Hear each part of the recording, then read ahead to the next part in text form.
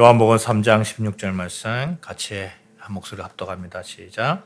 하나님이 세상을 이처럼 사랑하사 독생자를 주셨으니 이는 그를 믿는 자마다 멸망하지 않고 영생을 얻게 하려 하심이라. 로마서 3장 21절부터 26절입니다. 이제는 율법 위에 하나님의 한 의가 나타났으니 율법과 선지자들에게 증거를 받은 것이라. 곧 예수 그리스도를 믿음으로 말미암아 모든 믿는 자에게 미치는 하나님의 은이 차별이 없느니라. 모든 사람이 죄를 범하였음에 하나님의 영광에 이르지 못하더니 그리스도 예수 안에 있는 속량으로 말미암아 하나님의 은혜로 값없이 의롭다 하심을 얻은 자 되었느니라. 이 예수를 하나님이 그의 피로써 믿음으로 말미암은 화목제물로 세우셨으니 이는 하나님께서 길이 참으시는 중에 전해지는 죄를 간과하심으로 자기의 의로우심을 나타내려 하심이니 곧 이때에 자기의 의로우심을 나타내사 자기도 의로우시며 또한 예수 믿는 자를 의롭다 하려 하심이라. 아멘. 같이 우리 이렇게 한 목소리로 같이 인사하십시다. 예수님은 하나님이 주신 선물이십니다. 시작. 예수님은 하나님이 주신 선물입니다. 또 같이 또 이렇게 인사합시다. 예수님을 통해서 우리는 의롭다함을 얻었습니다. 시작. 예수님을 통해서 우리를 의롭다함을 얻었습니다. 그렇습니다. 우리는 하나님이 여러분과 저를 사랑하셔서 당신의 백성을 삼아주시고 우리에게 주신 그 예수 그리스도라는 선물을 통해서 우리가 의롭다함을 얻은 자들입니다. 그래서 우리는 이제 하나님의 백성이 되었고 자녀가 되었고 또 하나님 나라의 시민권을 가지게 되었습니다. 오늘은 대강절 셋째 주일이죠. 예수님이 탄생하신 성탄과 재림을 기다리는 기간입니다. 우리 믿는 성도들에게 성탄절만한 선물은 없습니다. 임마누엘 하나님 생각만 해도 가장 값진 하나님의 선물이잖아요. 임마누엘 하나님, 이것보다 더 큰 선물이 어디가 있겠습니까? 이제 우리 삶에는 하나님의 은혜가 지속적으로 흘러 넘칩니다. 그 은혜로 인해서 죄로 말미암아 죄인 같은 삶, 결코 행복할 수 없는 그런 삶을 살았던 우리지만 이제 우리가 하나님께로부터 하나님의 자녀가 되고 하나님의 백성이 됨으로 말미암아 하나님께서 의롭다 하심으로 인정해 주시고 의롭게 대우해 주시고 그래서 죄인의 길에서 건져 주시고 그 죄인의 삶을 피하게 하셨습니다. 오늘 우리는 하나님께서 우리에게 예수 그리스도를 통해서 베풀어 주신 의롭다함, 그 의로움에 대해서 알아보고 예수 그리스도가 얼마나 우리에게 큰 하나님의 선물이 되시는지 살펴보고자 합니다. 이런 주제를 정한 이유가 있습니다. 여러분, 우리나라가 지금 보시면 서로가 옳다고 하죠. 어제는 국회의사당 앞에서 수많은 무리가 모여서 또 탄핵에 찬성했고 또 광화문에서는 또 수많은 무리가 모여서 탄핵에 반대했습니다. 각각 자기가 옳다는 것입니다. 자기의 의를 가지고 이야기를 합니다. 그래서 의라는 주제는 아주 중요합니다. 왜냐하면 우리가 천국 백성이 되기 위해서는 반드시 이 의로움이라는 문을 통과해야 되기 때문에 그렇습니다. 하나님은 거룩하시고 의로우신데 하나님의 백성이 된다는 것은 의로움의 영향력, 의로움이라는 가치 안에 있기 때문에 그렇습니다. 그래서 루터라는 사람은 이 의로움을 가지기 위해서 처음에 굉장히 노력을 많이 했습니다. 인간적인 노력을 했죠. 성경 말씀을 잘 지키고 또 무엇보다도 금욕적인 생활을 하려고 노력했습니다. 수도원에 살기도 했고 그래서 또 로마 순례를 하기도 했고 순례자의 삶을 살기도 했습니다. 그러나 그는 항상 이 의로움이라는 것에 대해서 좌절하지 않을 수밖에 없었습니다. 좌절할 수밖에 없었습니다. 왜냐하면 좀 의로운 행동을 하잖아요. 자기가 이렇게 성경에서 말씀하는 자기 생각에 의롭다 하는 그런 행동을 하고 나면 지속되어서 좀 있다가 어떤 행동이 나타나면 의롭지 못한 행동이 나타나는 거예요. 그러니까 의롭다함이 좀 선행되었다면 좀 뒤에는 의롭지 못함이 나타나고 이게 계속해서 자기가 의롭다함이 계속해서 지속되어지잖아요. 그런데 계속해서 지속이 안 되는 거예요. 마치 여러분 선악과는 한 나무에서 나는 겁니까? 아니면 따로따로 된 나무에서 납니까? 선악과가? 선악과는 한 나무에서 나요. 한 나무에서. 선과 악이 한 나무에서, 한 나무에서 선과 악이라는 선악과가 맺혀지거든요.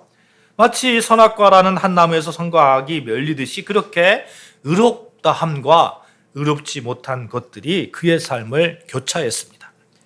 그러던 그가 답을 찾아냈는데 시편을 막 읽는 거예요. 시편을 막 읽다가 시편 31편 1절에 보면 이런 말씀이 있습니다. 주의 공의로 나를 건지소서.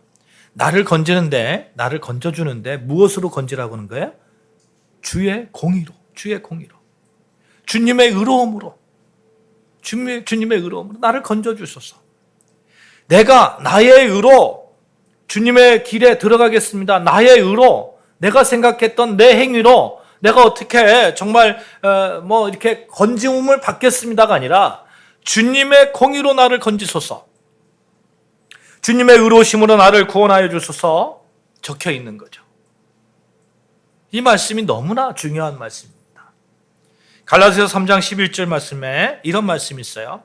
하나님 앞에서 아무도 율법으로 말미암아 의롭지 못할 것이 분명하니 이는 의인은 믿음으로 살리라 하였습니다. 누구 앞에서요?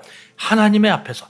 사람 앞에서는 이 서로 비교가 됩니다. 어떤 사람은 이 사람보다 조금 더 의롭고 이 사람보다 조금 더 안 의롭다 이렇게 평가할 수 있습니다. 그 평가의 기준도 사람이 가지고 있는 기준이에요. 사람이 세운 기준에 의해서 그렇게 평가합니다. 그런데 모든 사람이 하나님 앞에서는 아무도 율법으로 의롭다 함을 얻지 못한다는 거예요. 의롭게 되지 못한 것이 분명하다는 겁니다. 로마서 1장 17절 말씀에도 이런 말씀이 있어요. 복음에는 하나님의 의가 나타나서 믿음으로 믿음에 이르게 하나니 기록된 바 오직 의인은 믿음으로 말미암아 살리라 함과 같으니라. 믿음이 의로움을 가지게 한다는 거예요. 믿음으로 살게 된다는 것, 그것을 깨달은 겁니다. 내 힘으로는 안 돼. 내 힘으로 안 돼. 뭔가 하나님의 주의 공의가 나를 건지는데 주의 공의가 뭐냐? 주의 공의는 어떤 것이냐? 믿음이다, 믿음. 그 믿음이 무엇이냐? 예수 그리스도다. 이것을 이 루터가 깨닫게 된 거죠. 그래서 이때부터 종교개혁이 시작된 거 아닙니까? 여러분, 우리는 어떻게 의롭다함을 얻을 수 있을까요? 하나님께서 인정하시는 의로움은 어떤 것일까요? 여러분, 여기서 우리가 생각해야 되는 것은 우리는 천지를 창조하신 하나님께서 말씀하신 의와 하나님께서 인정하신 의로움, 이것과 인간 사회에서 인정하는 의로움은 꼭 같지 않을 수 있다. 다 똑같지 않을 수 있다. 이렇게 우리가 인식을 해야 됩니다. 인간 사이의 의로움은 공동체의 안정과 행복을 위해서 또는 인간 본성으로부터 발현되어지고 인정되어진다고 믿는 어떤 것을 가지고 사회적 합의를 통해서 판단 근거를 만들어 놓습니다. 그것을 지키면 의로운 것이고 지키지 않으면 의롭지 않다 하는 거예요. 그것에 어긋나면 의롭지 않고 정의롭지 않다, 죄인이다 이렇게 얘기하는 겁니다. 기준이 있어요. 기준이. 그 기준을 대체적으로 인간 사회에서 뭘로 정해놓습니까? 법으로 정해놓잖아요. 헌법, 또 뭐 있죠?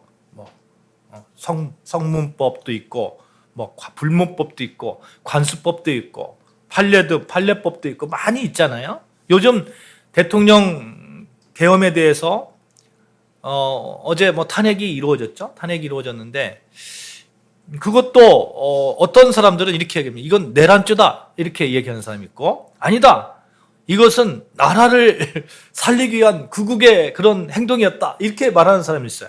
서로 다른 의견을 냅니다.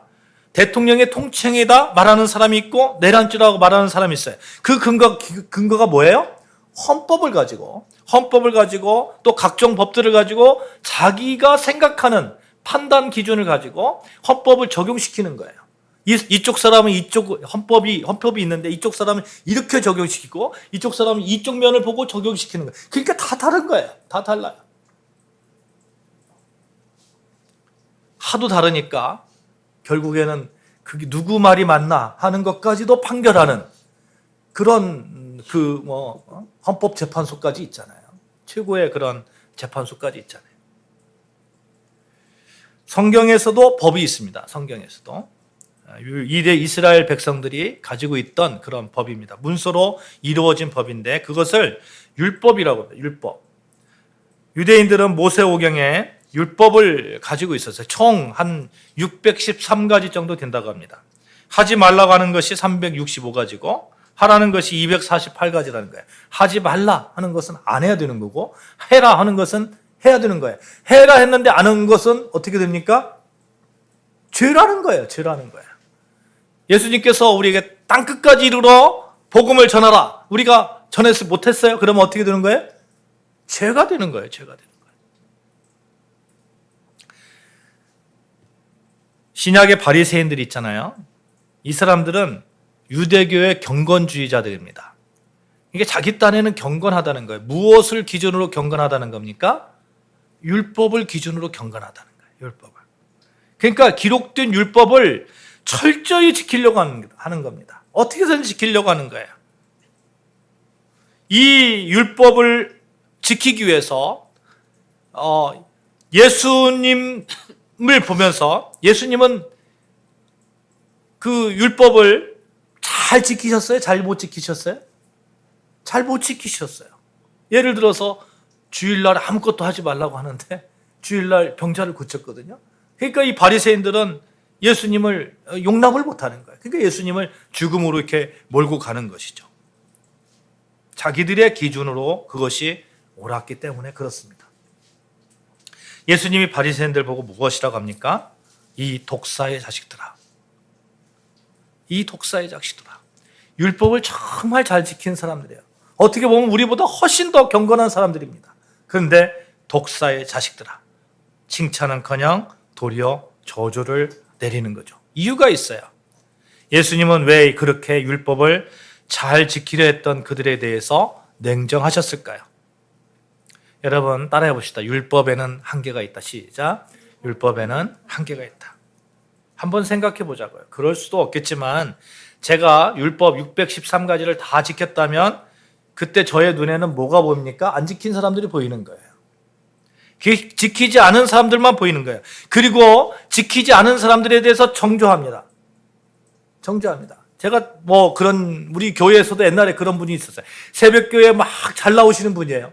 그러니까 주일날만 오면 너는 왜 새벽길에 안 나와? 막 얘기하는 거예요.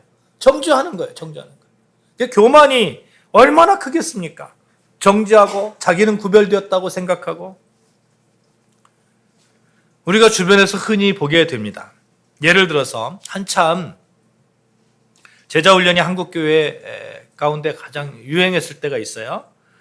제자훈련을 하지 않으면 교회로서의 역할을 잘 감당하지 못한다고 판단하거나 아니면 시대에 뒤처진 교회라고 판단한 일들이 솔직히 있었습니까? 없었습니까?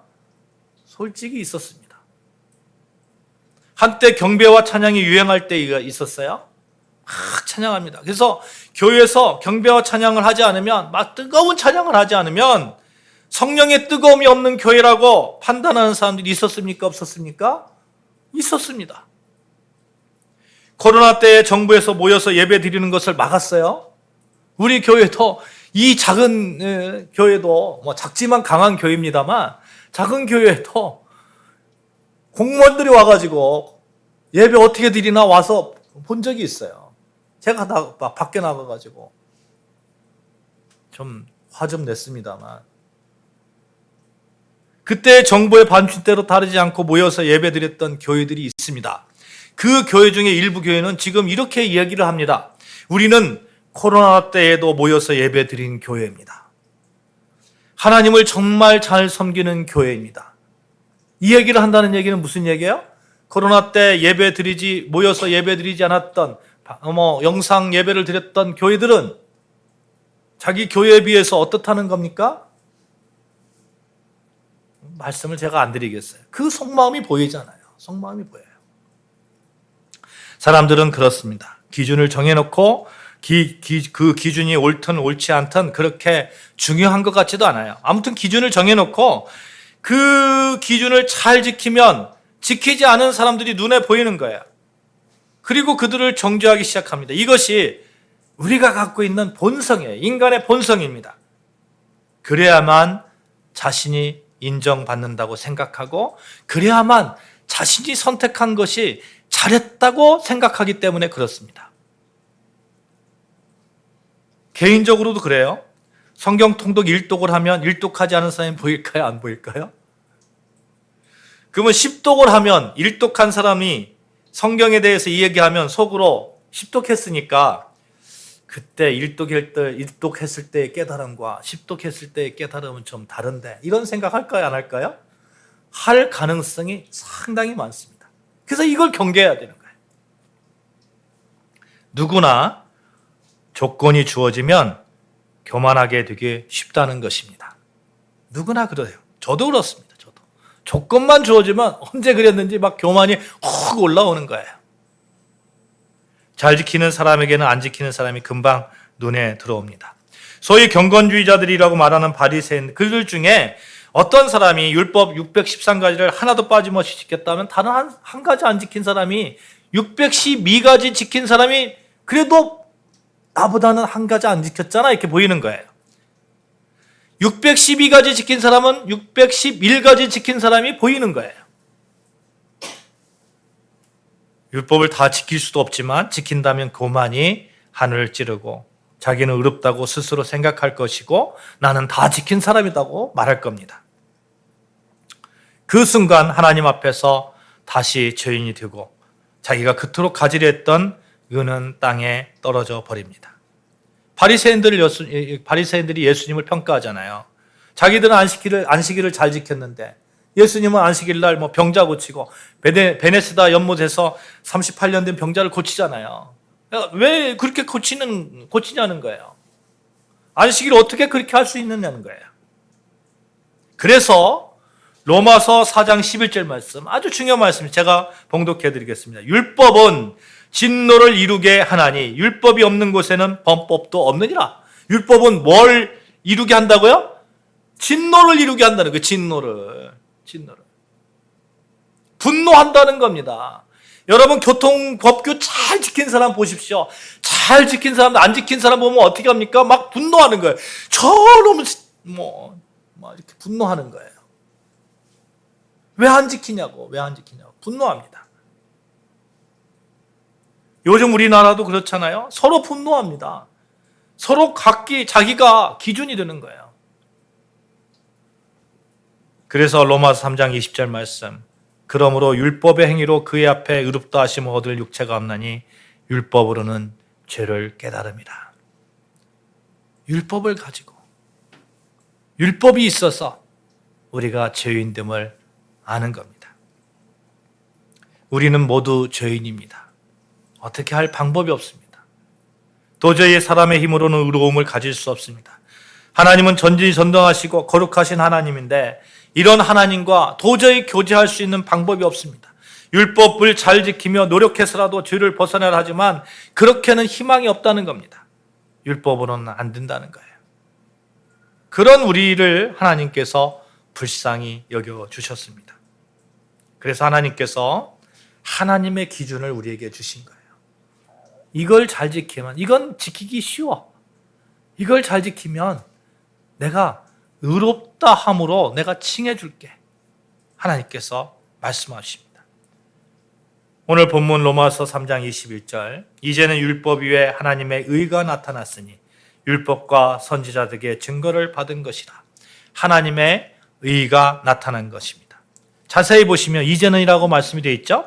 우리말로 이제는이 되었습니다만 원문에는 그러나 이제는이에요. 그러니까 앞에 문장을 받는 거예요. 무엇에 대하여 그러나입니까?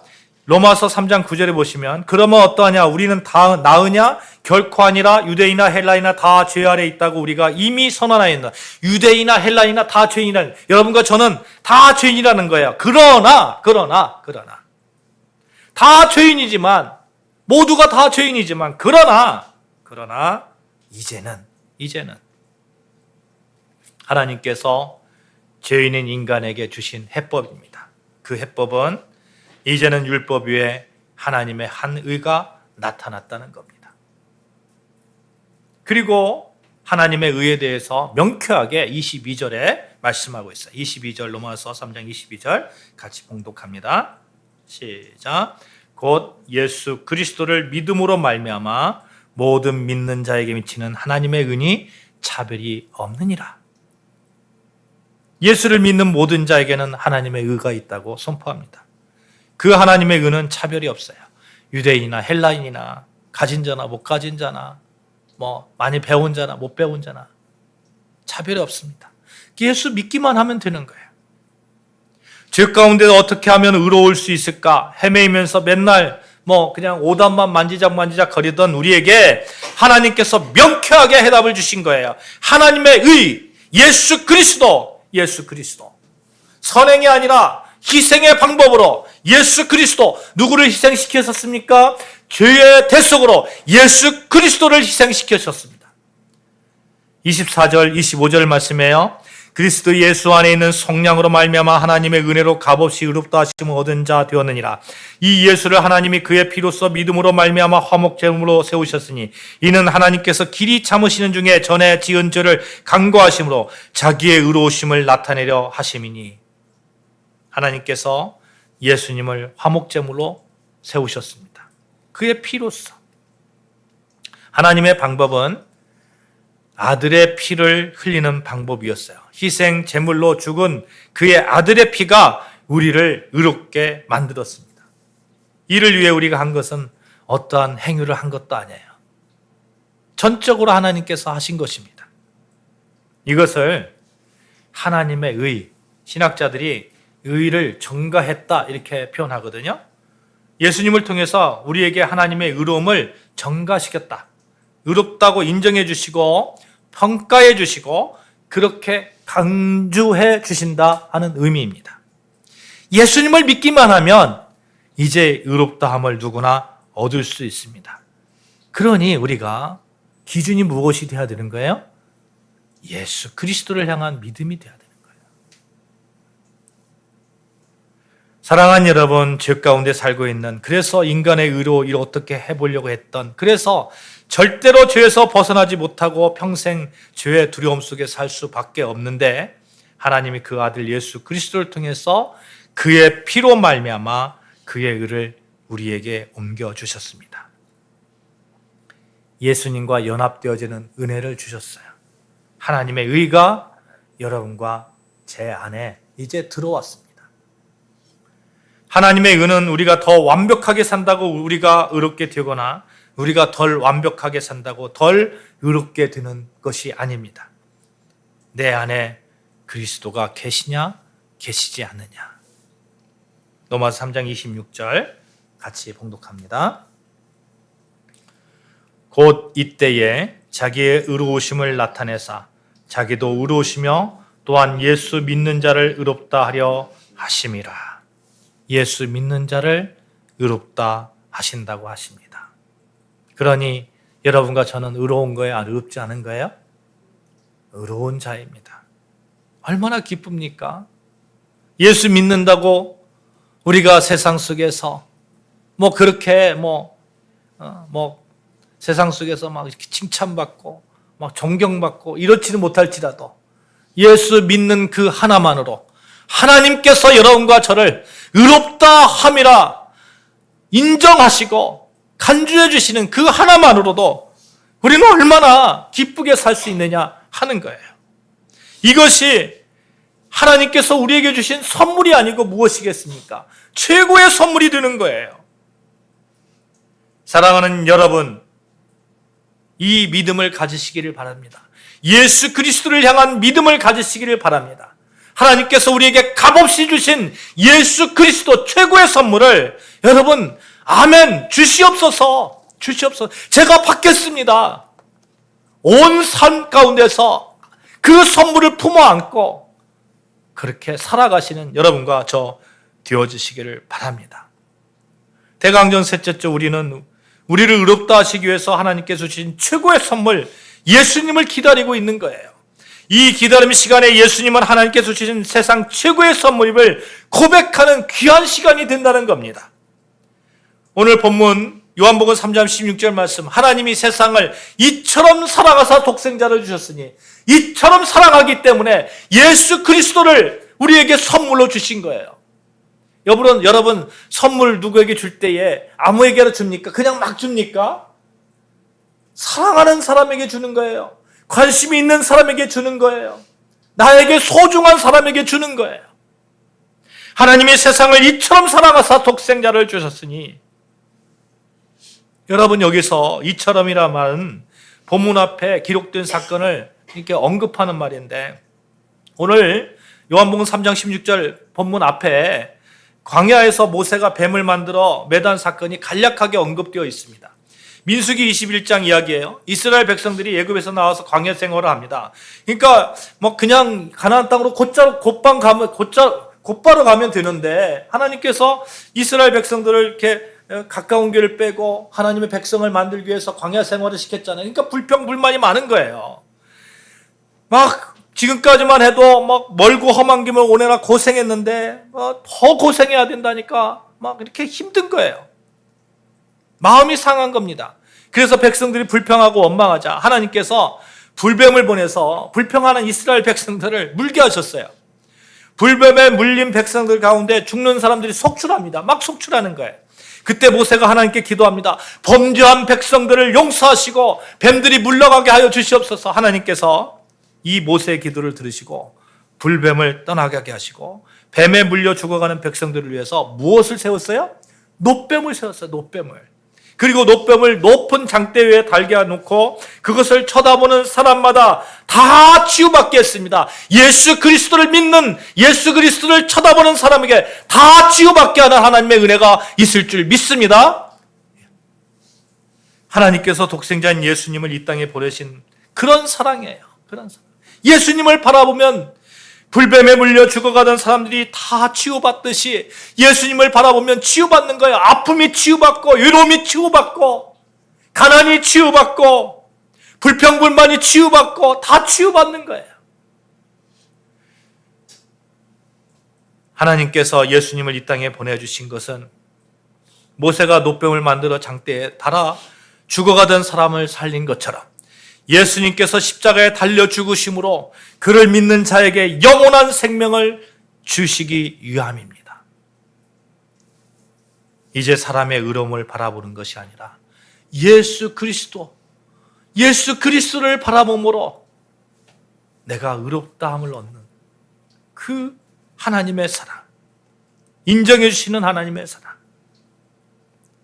사랑하는 여러분, 십자가에 달리신 예수님께서 우리에게 주신 구원도 마찬가지 아닙니까?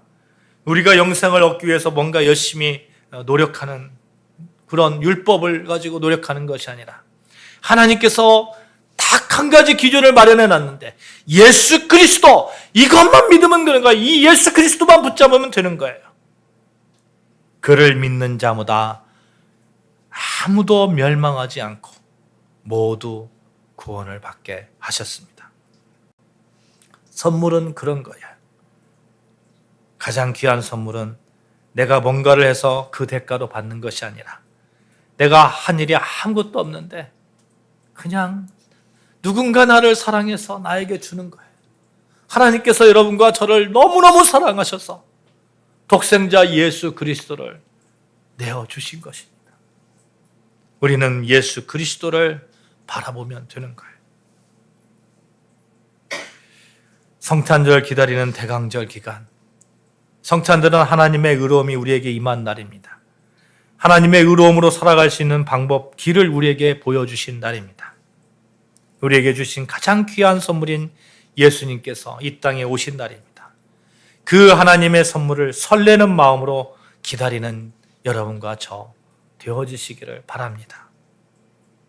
자기 아들을 아끼지 아니하시고 우리 모든 사람을 위하여 내어주신 이가 어찌 그 아들과 함께 모든 것을 우리에게 주시지 아니하겠느냐. 여러분, 이 말씀을 꼭 붙드시기를 바랍니다. 자기 아들을 아끼지 아니하시고 우리 모든 사람을 위하여 내어주신 이가 어찌 그 아들과 함께 모든 것을 우리에게 주시지 아니하겠느냐. 예수 그리스도를 바라보는 자는 하나님이 주시는 모든 것을 받을 수 있는 충분한 자격이 있습니다. 요즘 나라를 보면 서로 의롭다고, 서로 옳다고 말을 합니다. 사람의 의로움은 어떻게 보느냐에 따라서 다릅니다. 그래서 이쪽 말을 들어보면 이쪽 말이 옳은 것 같고, 저쪽 말을 들어보면 저쪽 말이 옳은 것 같습니다. 이 혼란한 시기에 다시 한번 우리는 하나님의 의로움을 생각해 보아야 합니다. 그 의로움은 절대로 변하지 않는 의로움입니다. 이쪽으로 봐도 저쪽으로 봐도 언제나 똑같은 의로움입니다. 여러분, 예수 그리스도 그분을 바라보시기를 바랍니다. 하나님의 최고의 선물인 예수 그리스도를 통해서 하나님의 의로움을 덧입으시기를 바랍니다. 예수 그리스도로 의롭다함을 입은 사랑하는 성도 여러분, 최고의 선물이신 예수 그리스도를 바라보며 하나님의 의로움 가운데 하나님의 능력으로 모든 것을 주시는 하나님의 베푸신 가운데 충만하고 아름다운 삶을 사시기를 주님의 이름으로 축복합니다. 아멘.